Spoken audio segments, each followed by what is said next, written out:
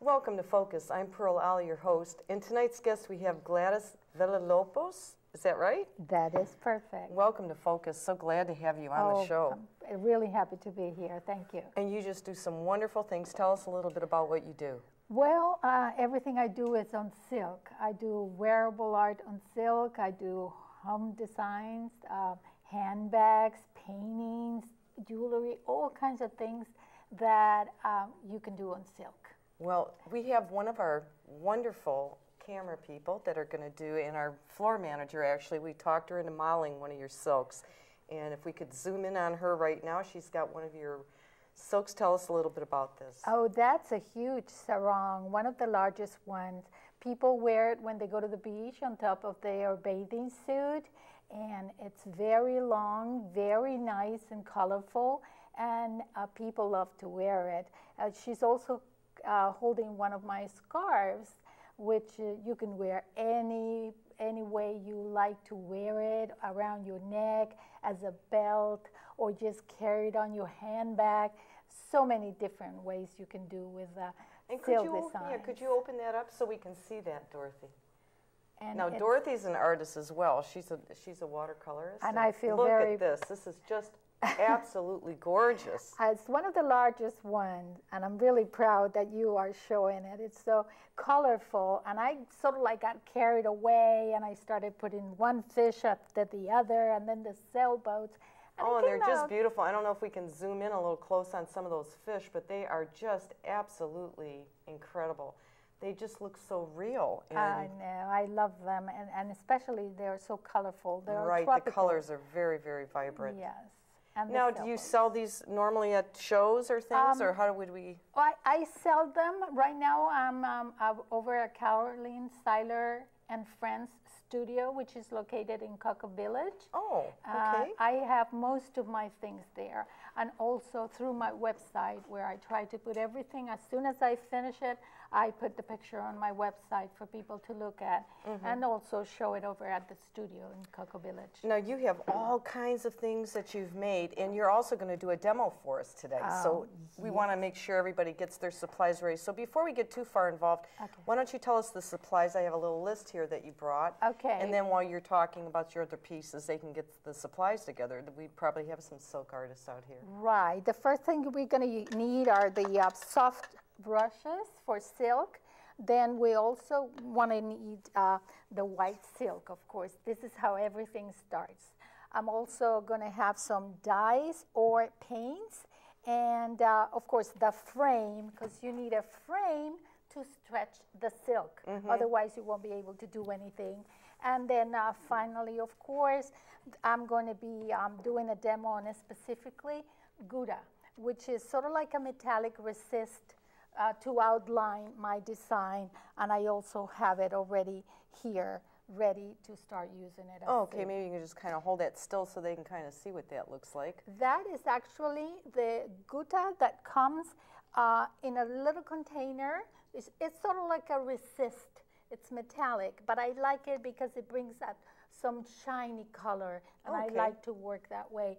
And you have to put it into a squeezy bottle in order to be able to outline and things like that. Beautiful. Yes.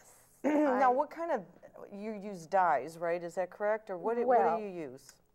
It all depends. I love dyes because dyes keep the shiny of the color more long-lasting than paint. But of course, paint is more or less the same. It flows less, but I'm going to be using both. I'm going to be using paint and dye for my design. Okay. I'm going to try to do a flower for a pillow. Oh, great. And so I'll be showing exactly how I'm going to do it. And the first step, of course, is to stretch the silk. Okay. And to do that, you do it on the frame. This one, I believe, is 18 by 18. I don't know if they saw that frame because we were looking at your list there, so maybe you could show that one more time. This is just a frame, like the kind of frame you can use for canvas to paint oils or acrylics. And do you glue that edge, or do you just keep it loose so you can change the size, or what do you do? You can buy it different sizes if you want to have any specific kind of size, or you can buy it loose and just put your size together to custom made to the whichever size you want. Okay, we may have to move some of your equipment though so camera can zoom in on other Okay, things. we'll love to do that. We'll just put it here. Yeah, and we'll get some of these other things out of here. And then we'll put the containers here. And this. Okay, that's for me to clean up. I'm kind of messy. Okay, so we're going to start, and this is the frame, which I have is 18 by 18. Okay, let me grab this up. And I have here the silk, and the first thing we're going to do is we're going to stretch it. We're going to use this.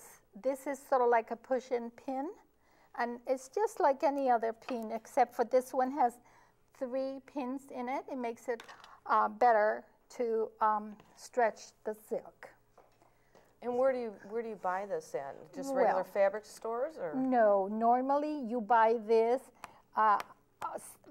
Everything that needs to be done for silk is order online. Really? You don't find it locally unless there are some art stores locally that do sell a little bit of silk supplies, but not that many. Okay. So mainly they are order online, and these are called push pins. Oh, okay, yeah, I've seen these. So what you do is you start stretching your silk and push it in the wood, sort of like 5 inches apart, and you go all around, just pushing in. When I'm at home, I use a hammer, but I didn't want to bring a hammer. Now, I notice you're not really stretching it too tight right yet. Because right? I still You wait have, till you do, okay. I still have the other side to go around. Now, how long have you been doing silk painting? Well, right now I've been doing, for 3 years, I've been working on silk nonstop. Wow. I stopped doing everything else. And you were doing, what, watercolor and other paints? I was doing oils, Oils, okay. watercolors, acrylics, a little bit of everything.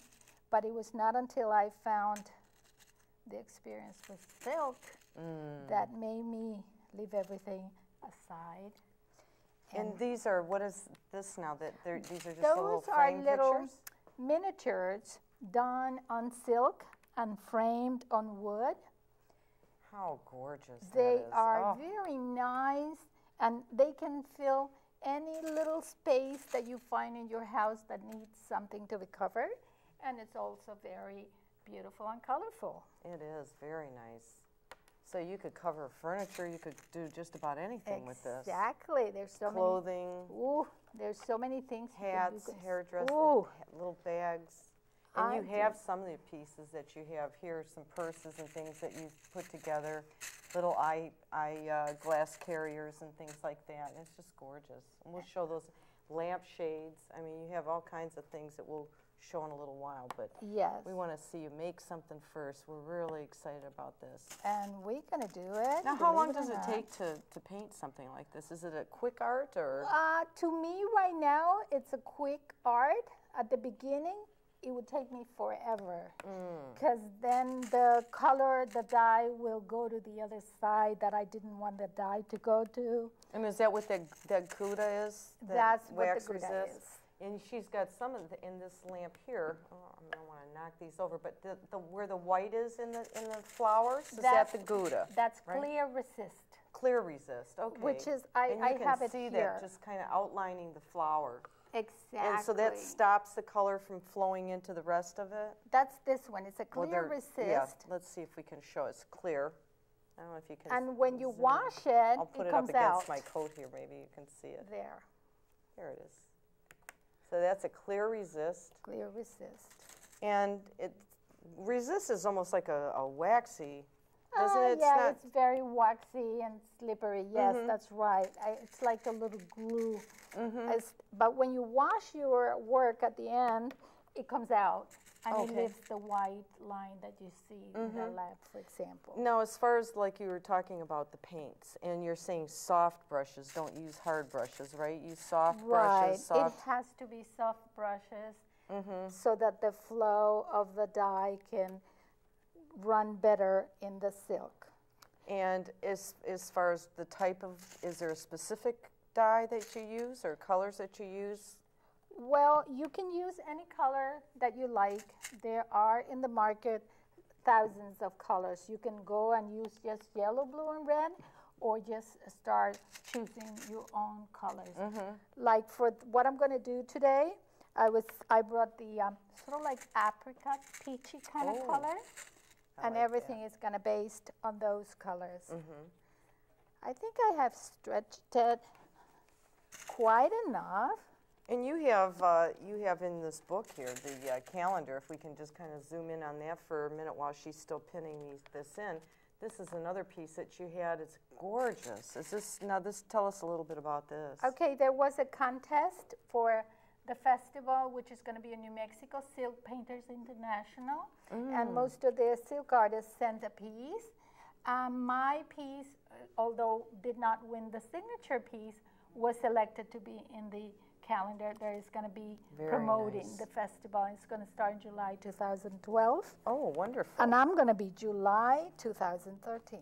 Oh, wonderful. And I feel very proud of my piece. Oh, very nice. It's called the Royal Town, which is the original name of Santa Fe, New Mexico. Oh, okay.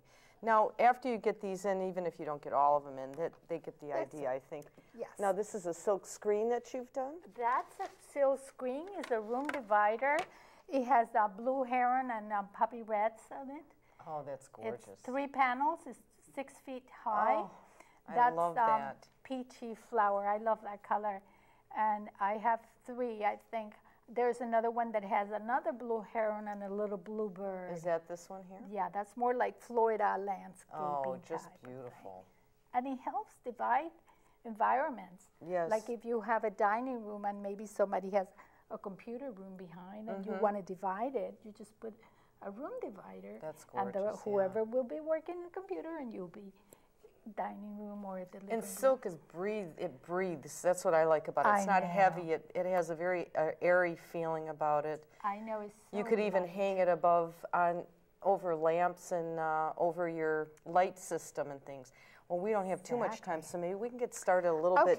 Show us our next step here. Normally, what I'm going to do now, people can start with a sketch and they just put it up on the back and just draw on the top, or they can do it loose hand like I'm going to do, because I've been using this flower, which is my main flower, which I started with. So I'm just going to use it just to guide myself. And normally what I do is I use one of these air pans. It goes away with time, or with when you put water on it. Oh, great. It washes away. And it's called what exactly? It's sort of like a disappearing ink pen. Oh, okay. People use it for quilts and sewing and things like that. In magic shops, they use it so they, I splattered ink on your white shirt, there's your white jacket. There's also another thing. People sometimes use the outliner around, but I'm not going to use it because I know more or less where I'm going to be painting. Okay. Okay, so I'm going to start with my flower, and in the middle it has little dots for the center of the piece. And maybe you know what, they have a hard time seeing that, so if we can lift it, if you could stand and do that, that's perfect. I could do it like that. This is going to be the center of my flower, and then we're just going to do some petals around.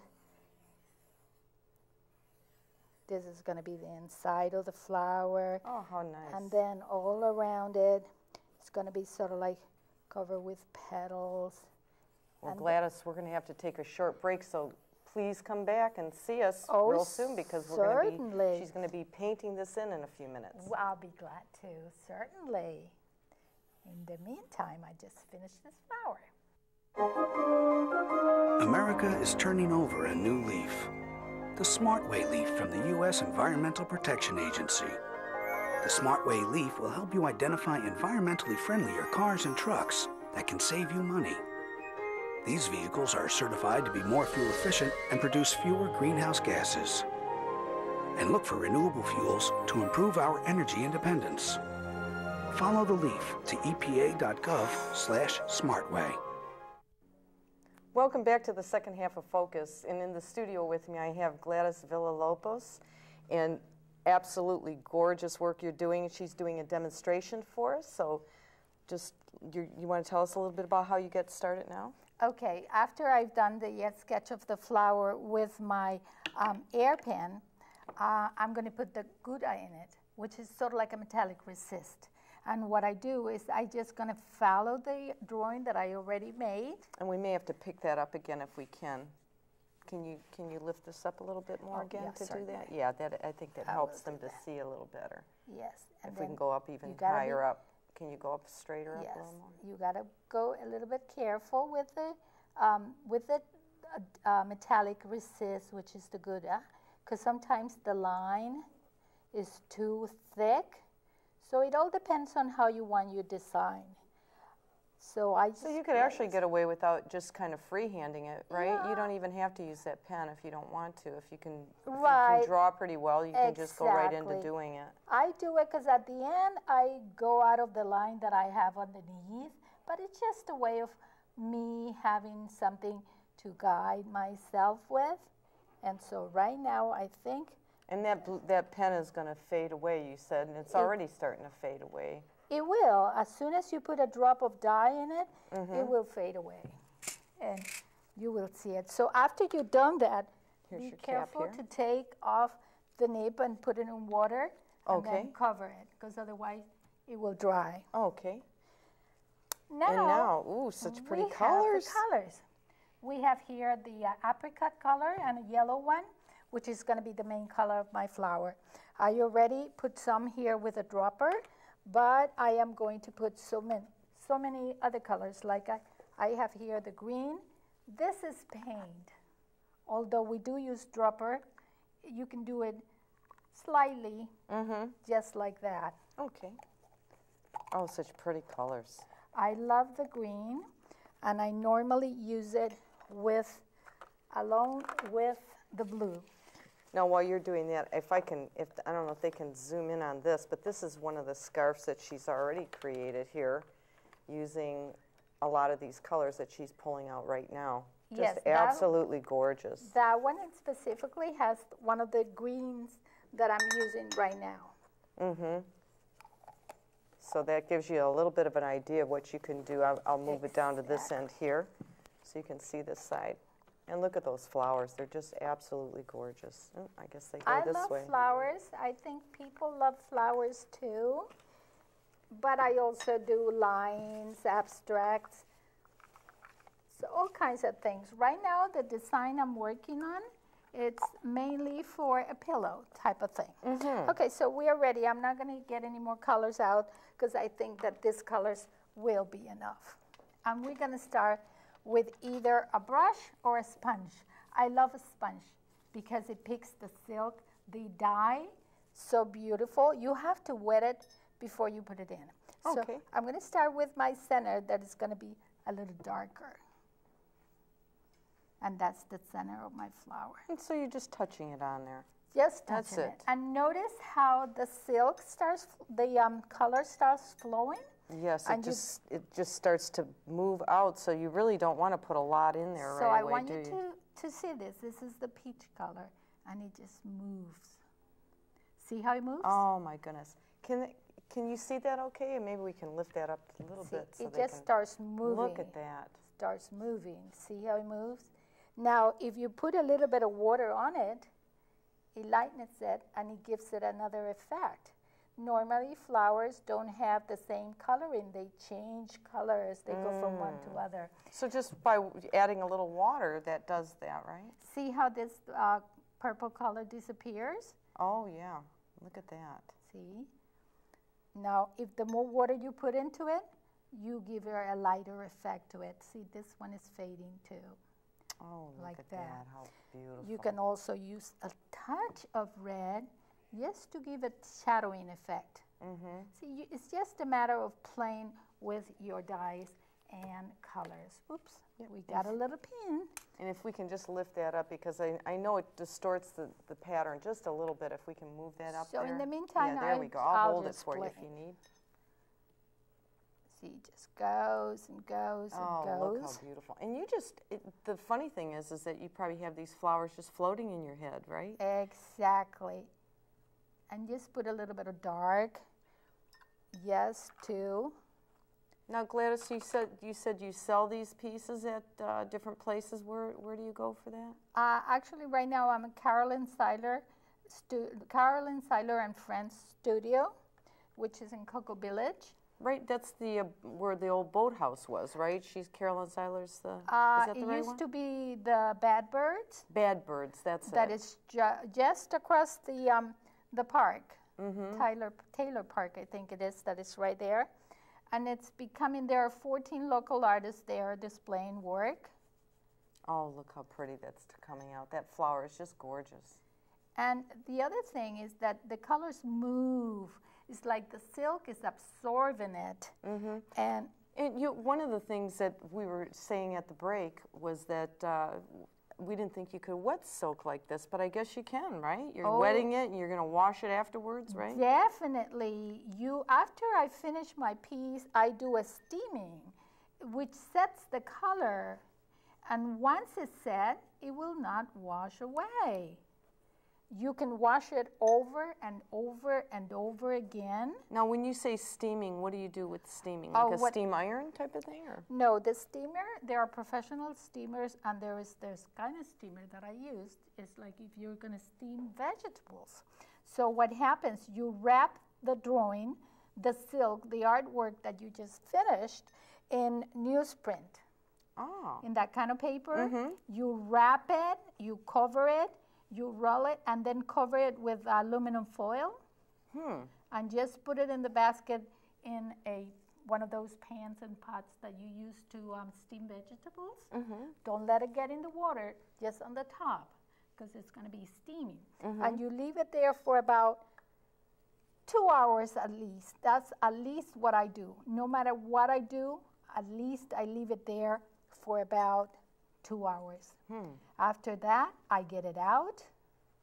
I wash it with warm water, a light detergent, iron it, and ready to do my work. Even if it is some kind of pillow or a scarf or whatever I want to do it. If I want to do a handbag, if I want to do a lampshade, everything, I do it after I've done the steaming of it. Now, one of the things I really love here is that you're just freehanding those colors in there, and it looks like a real flower. It's just gorgeous. And if you notice, I'm only using 2 colors. I'm using apricot, lots of water if I want lighter spaces, and the yellow one slightly. And I did use a little bit of darks just to bring shadows to it. At the end, I put with the dark one little lines, like, the flowers have little shadows inside to bring the petal forward, things like that. And so if you wanted to do like white, say like you'd have on the lampshades, you just add the clear resist at that point, or is that right? No, the clear resist, you do it at the beginning to separate one color from the other. Okay, but I mean, you could do that in between there, so you could have a little bit of... If you want white, you use white. Otherwise, you leave it the space like that. Don't touch it. And at the end, it will become white. So it's really part of the silk. Now, if they want to contact you to find out how to do this, is that something that you offer to people, or you teach classes or anything like that? Occasionally, when time allows it, I teach at the art studio or in my own art studio. But it all depends on my time, because nowadays we are busy almost 24/7. We hardly have time to sleep, but we enjoy our sleep anyways. Oh, it's just gorgeous, though. This is such a fun, look how easy you make that look. And that sponge brush is just so nice. And if you notice, I've been using my use sponge brushes. I love it because I think it absorbs better. And I just love it. I just let the silk do the work. Actually, I'm just putting colors in it. And silk is doing its work. I'm just putting it there. So the next stage, you're saying from here, you're going to steam it. Can you kind of go through that just a little bit more? You know what I'm going to do? I'm going to stop my flower right here because I want you to see the background. Okay. Which is an important part of the design. See, okay, yeah, because we don't have a lot of time left. Because I want you to see how it works. See I love it. I love using this on top. Oh, and I want you to see the color combination that comes out. And then So you're really using some play. nice contrasting colors, and that's Yes. complementary and And you just play with it. very easy. You're making it look so easy. I'm going to go home and get this and do this now. Well, actually, at the beginning, it's kind of scary because you say, oh my Oh, you God, don't wanna ruin it, I'm yeah. going to ruin it. What's going to happen? But then once you start playing with your silk, you know where the color is going. You know where to put more or less. Well, Gladys, And while you're that's doing it. this, let me just show some of your jewelry because we don't have a lot of time left. I don't know if we can zoom in on some of this. She's made beautiful pins. And if I can get somebody to zoom in on that, look at that. Look at these little pins. And these you can put on like their little brooches or Yes, on you a chain or whatever. You can even use it on those long sarongs. And she's just got a little Yes. metal tab here that she's wrapped it like a button. Exactly. Absolutely gorgeous. And if I can show some of these other things, now you've got a little, this is for eyeglass bag. I call that it. you can put your eyeglasses in. Yes, I sort of like call it my gift collections because it makes wonderful gifts. And here's another piece that she has here. It's just a flower on a little small board, That's a little miniature. a little miniature. And here we have a purse. Look at that purse, and she's got the handle and everything in silk, which is just gorgeous. Very, very nice pieces. And here's another little case with a little Velcro. That's to put your iPhone in. And Which another is- little bag, maybe a little makeup purse or whatever. So I'm going to put this here. right, we should probably show your work now because we only have a second left. Okay. Yeah, could we see then this finished now? I'm going to show you what I was trying to do. Well, we've run out of time, Gladys. So show Oh. your pillow, and we're going to have to say goodnight. this But is look more at or less this. the final work of it. This is all you Absolutely can do gorgeous. with silk. Well, thank you for being on the Oh, show, it and was a please come back and pleasure. see us next time for more Focus. Until then, good night. Thank Millions living with COPD, breathing becomes a struggle. COPD is chronic obstructive pulmonary disease. You may have heard of it as chronic bronchitis or emphysema. Over time, you feel like you're breathing through a straw. It's the 4th leading cause of death in the US, and it took my grandmother. If you're over 35 and have ever smoked, you could be at risk. Good news is, you can improve your symptoms. I'm Danica Patrick, and I drive for COPD. Join the movement at driveforcopd.com, take our screening questionnaire today, and talk to your doctor.